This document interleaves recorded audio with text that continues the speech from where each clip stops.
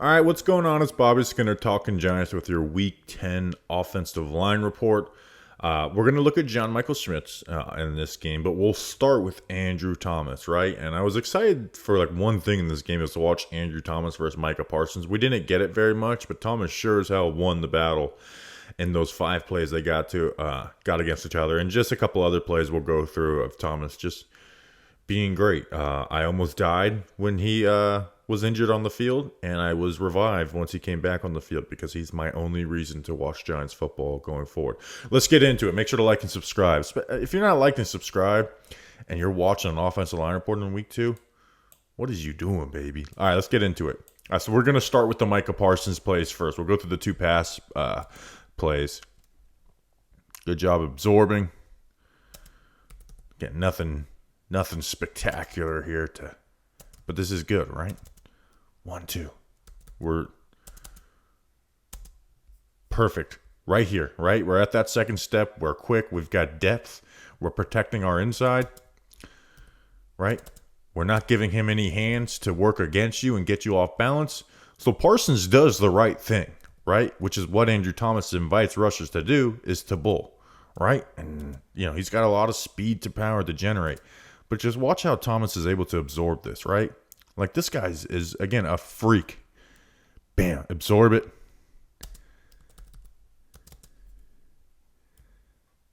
Absorb it. Get hands on him. High hand with the left hand, low hand with the right hand. Keep your feet moving. And throw him. And we're putting him 10 yards behind 10 yards behind the line of scrimmage. Good stuff. Next one ends up being a touchdown to Lawrence Cager. Again, this isn't a rep to write home about so Thomas knows he has that inside presence, right? And Parsons realizes, hey, I'm not getting around the corner on this, so he works inside. Now Parsons does it quicker than anybody else, right? Watch how quick he gets from outside in. Bam! That's quick, right?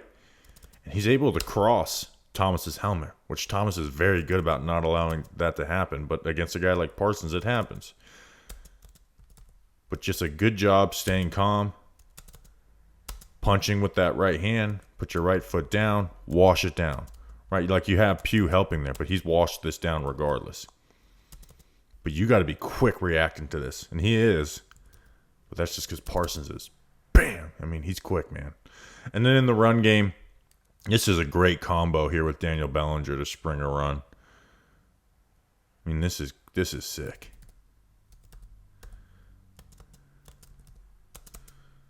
So Bellinger does a good job getting to Parsons' outside shoulder and turning his shoulders and allowing Thomas, good first step. We're quick, but we're not out of control, right? We're in control.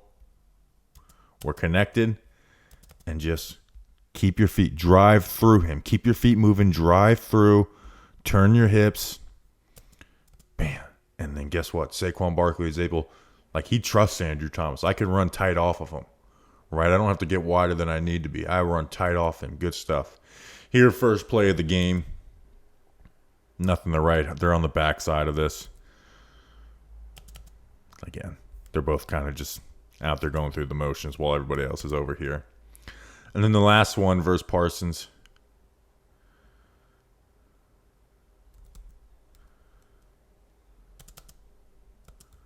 Quick feet. Bap, bap, bap. Right? See how quick the feet are? Well, keeping good pop. Bap. You got your hands on. You got this hand outside. Now we're going to torque with our right hand. We're going to torque with our right hand and see how it comes up through the hip, right? Bam, flip, keep the feet moving. Again, nothing crazy, but a good block by Thomas. And then versus some other guys here, he is flashing his circle technique, which he does so well. Sets 56 down, right? Good footwork. Bat, bat. Now we're reading. We're quick here, right? 56 goes for this chop move, right? And guess what? He's chopping. What is he chopping? He ain't chopping shit.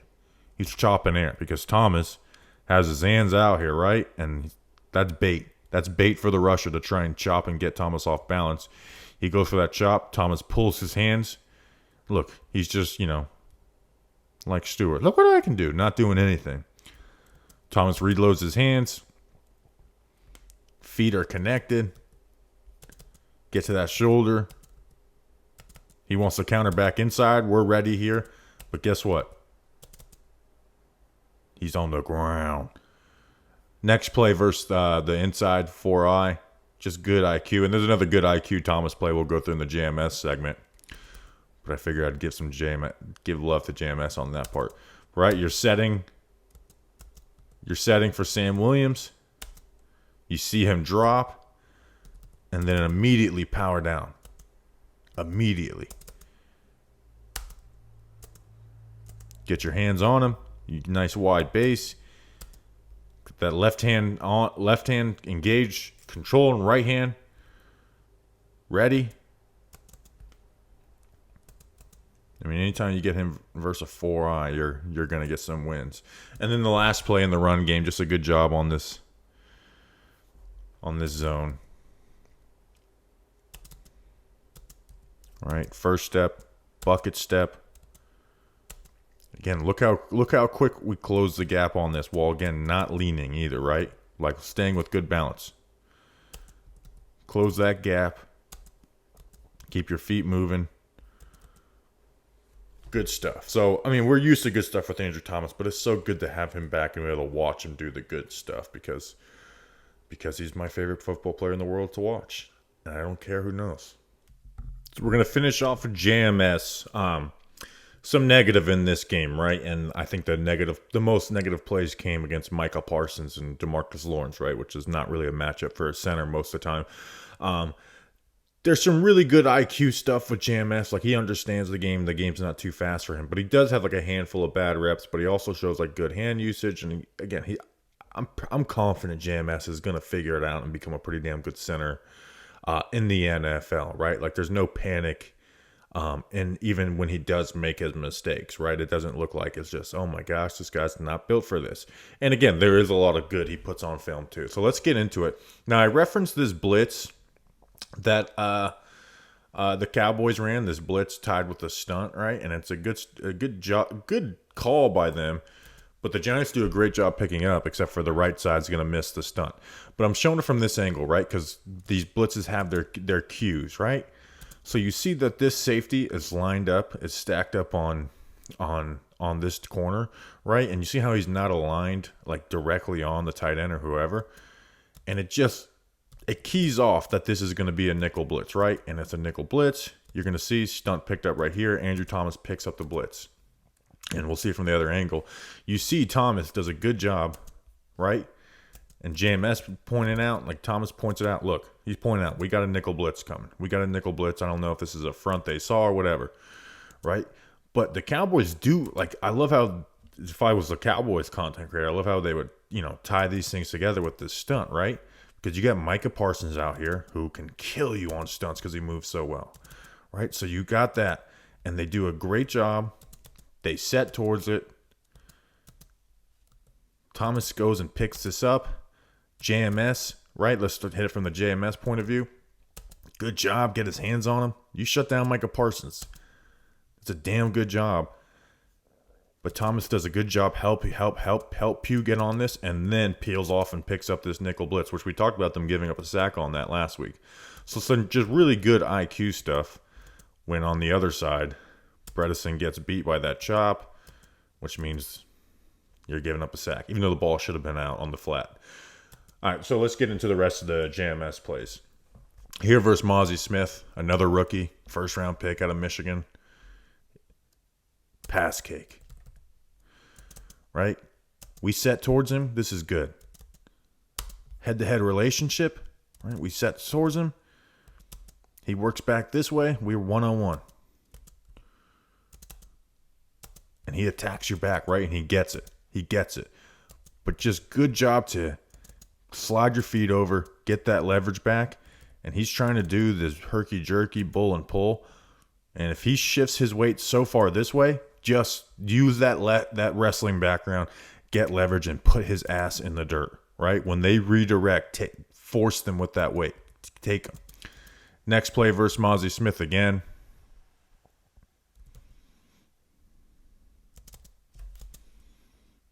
Again, being patient with your hands. Not getting all stuck up on all these wild hands by Mozzie Smith.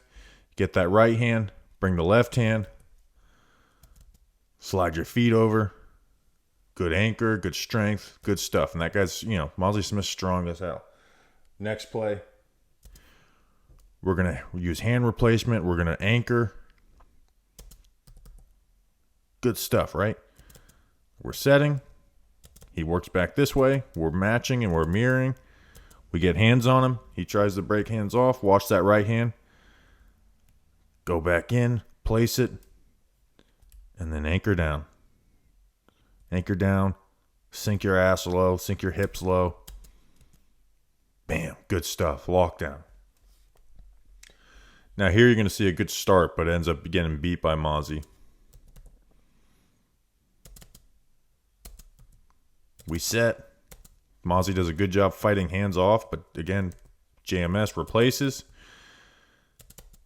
But he's got to do a better job of keeping guys out of his pads, right? Because I think that's where most of his struggles are coming from, is that he may not have like the best upper body strength right off bat. And when guys can get his pads and get on top of his pads, they're just able to rip through. But again, keep your feet going. Not the worst loss ever, but a loss. Next, this is the sack he gives up on DeMarcus Lawrence. That's a tough matchup, right? And he's able to get momentum. What I would do is if you have these types of matchups, and I get they're fast, right? So you can get in trouble, but quick set them, right? Because when you give him depth, you just allow DeMarcus Lawrence to get leverage and bull. And that gets him on skates. You see how DeMarcus Lawrence's hands just keep replacing, keeping JMS's hands off of him. His feet aren't able to slide over. And he's getting a sack. So where you could get better, right, if you're facing these, and again, you can get in trouble like this. He got in trouble week 1 versus Micah Parsons on this, but DeMarcus Lawrence is also not Micah Parsons, where you want to get hands on him. Bring the fight to him. And then this is like a mental mistake that you don't really see mental mistakes from JMS. Now, I like the fight on this. But we're setting right. We're running a 4-man slide protection, And then this defensive tackle is slanting into this gap, right? And JMS, okay, doesn't get stuck on it, passes off the pew. But you got to know who's over here. You got to turn your head and go. You got to go and protect this gap. Because Bredesen oversets it. And again, I'm not exactly sure what Bredesen's doing on this. But JMS has got to set on this. Like, we got to go. Now, again, I like the fight to get a piece on him. And then you're just going to see really good, like, stunt pickup, right? His IQ's good. He helps others. He helps himself. Set. Make sure your guard's able to pass it off, come off late, pick it up. Next stunt. Again, making sure to help your teammates. We're setting it. You got Sean Harlow, who's in the game. Shouldn't be playing. Well, actually, he should be. It's garbage time. But just like forcing that onto Harlow, even though Harlow's eyes are stuck on this. Forcing that onto Harlow. Like, hey, take this. And then coming off late. Right? Good stunt pickup on this, but you just got to keep your feet moving. Right? Obviously, good like IQ understanding of it. Again, you see. Get aggressive with that punch. You see it coming, push him into Bredesen. You come off it, just keep your feet moving. Because his feet stop. Right? We lunge, our feet stop, and he's able to beat you inside. So, good job, but just slide your feet with this. Don't lead with just your punch. And then there wasn't much run stuff in this game. I know they ran the ball a good amount, but this is that fourth down, and the Giants did not convert on this because of JMS. He did a phenomenal job. To help with Bredesen, you put him on, this defensive lineman, on his ass. Now the defensive lineman holds and pulls Bredesen down with him, which should be defensive holding, honestly. But JMS, that's how you do. That's how you work on fourth down. You put that dude on his fucking ass. You peel off to the linebacker. Now, again, one of my critiques of him in college was a little too herky-jerky getting to the second level. So throw this and kind of get yourself about you. Get patient, get a good posture, right? Because he does a good enough job on this because they're trying to work over here. But just be a little more patient with this, right? Get square, get good balance. But that did not fail because of JMS. That failed because Pugh wasn't able to cross this guy's face. So again, solid out and considering the opponent for JMS, things you want to clean up. You think, there's ways to go to being like a good center, but you do see the signs, and it's not a issue of like this guy's just not ready athletically or strength wise. So good stuff. Hope you guys enjoyed the offensive line report this week. Thought we'd look at Andrew Thomas. That's always fun. And then JMS, he's growing. Good to have him back now. So I appreciate you guys. See you on the next one. Until then, let's go Big Blue.